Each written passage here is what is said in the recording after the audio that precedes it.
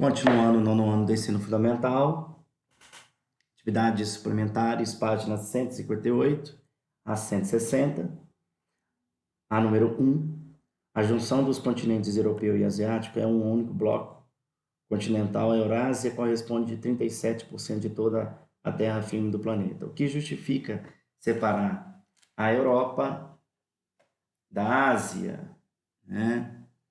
A Europa e a Ásia fazem parte da mesma extensão de terras emersas, sendo a Europa uma grande península da Ásia.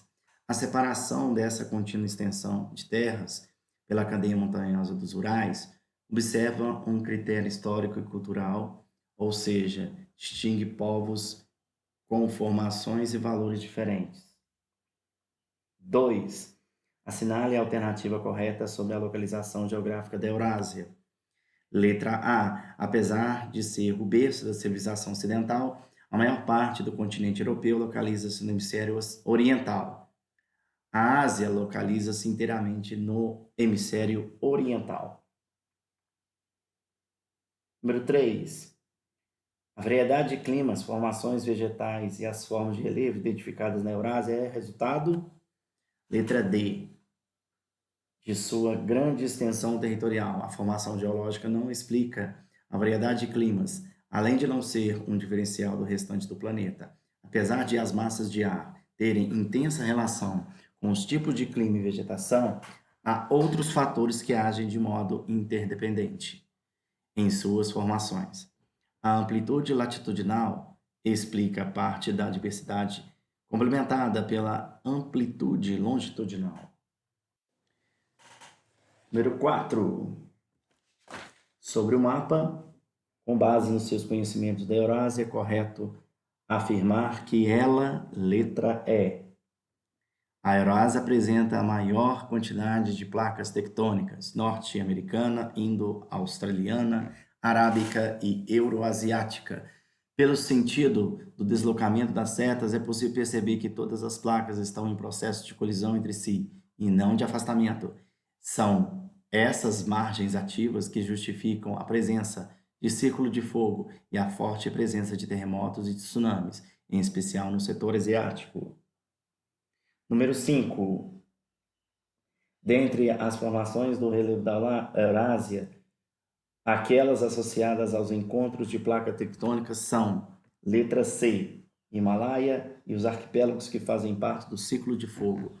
As planícies não estão sobre as áreas de encontro de placas tectônicas, assim como as depressões, tendo as primeiras sido formadas por processos de sedimentação e as segundas por processos erosivos. Os Alpes escandinavos resultam de dobramentos antigos. 6. Que uso é esse e em quais adequações foram realizadas ao longo do curso do rio?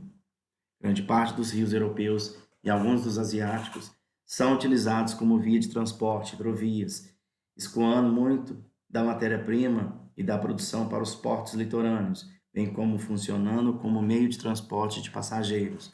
Para essa finalidade, é preciso instalar infraestrutura portuária em suas margens e um sistema de eclusas para superar desníveis e leitos pouco profundos. Questão número 7. Explique o que são ecúmenos e anecúmenos e suas relações com o clima e vegetação. Os ecúmenos são áreas naturalmente habitáveis, aquelas que apresentam características naturais favoráveis à vida humana e, consequentemente, mais ocupadas.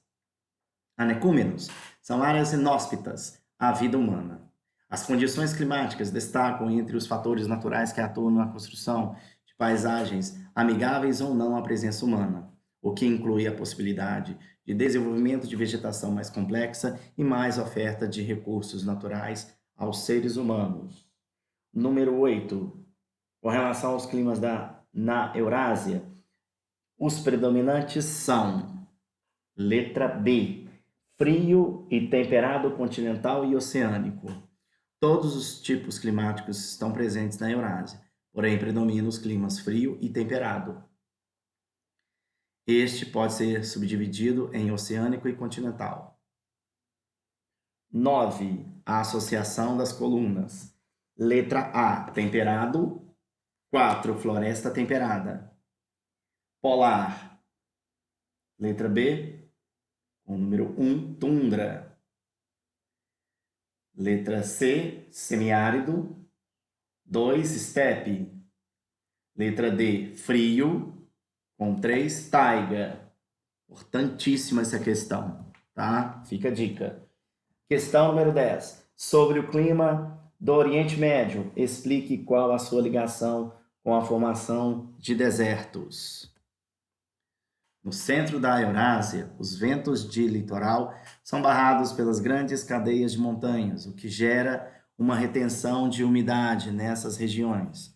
Dessa forma, os ventos que chegam ao Oriente Médio são secos, o que possibilita a formação de biomas com espécies vegetacionais mais espaçadas e de pequeno porte, ou até mesmo de desertos que são desprovidos de vegetação. Avisos. Quem tiver dúvidas, envie-as através do e-mail quarentena.iamar@gmail.com. Próxima aula, explicação do capítulo 4, Europa dividida.